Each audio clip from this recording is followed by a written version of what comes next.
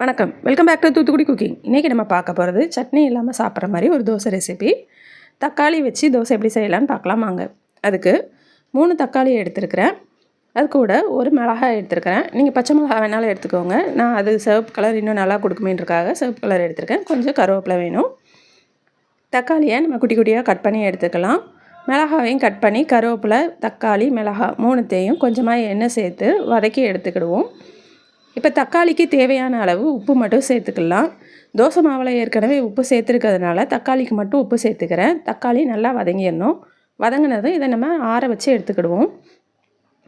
இப்போ தக்காளி நல்லா ஆறிடுச்சு. இதை மிக்ஸி ஜாரில் சேர்த்தாச்சு. இதை நல்லா நைஸ் பேஸ்ட்டாக அடித்து எடுத்துக்கலாம். கட்டியெல்லாம் இருக்கக்கூடாது. நல்லா நைஸாக அடித்து எடுத்துக்கிடுவோம். இங்கே பாருங்கள், இப்போ நல்லா நைஸாக அடித்து எடுத்தாச்சு. இதை தோசை மாவு கூட கலந்துட வேண்டியதான். நான் 3 தோசைக்கு தேவையான அளவு மாவு எடுத்திருக்கேன். இப்போ இது கூட கலந்துருவோம். இது நல்லா ஒன்று போல் எல்லாம் மிக்ஸ் ஆகிற மாதிரி கலந்து எடுத்துக்கலாம். மிக்ஸி ஜாரில் கொஞ்சமாக தண்ணி சேர்த்து அதையும் அலசி எடுத்துருக்கேன். நீங்கள் மாவில் உப்பு சேர்க்கலைன்னா சேர்த்து எடுத்துக்கோங்க. இப்போ இதை நல்லா மிக்ஸ் பண்ணி எடுத்துருவோம். தக்காளியில் உப்பு உரப்பு எல்லாம் இருக்கிறதுனால நமக்கு தோசைக்குன்னு தனியாக எதுவும் தேவையில்லை. அப்படியேவும் சாப்பிட ரொம்பவே சூப்பராக இருக்கும். இப்போ அடுப்பில் கடல காய வச்சிட்டேன். இதில் நம்ம தோசை ஊற்ற ஆரம்பிச்சிடலாம்.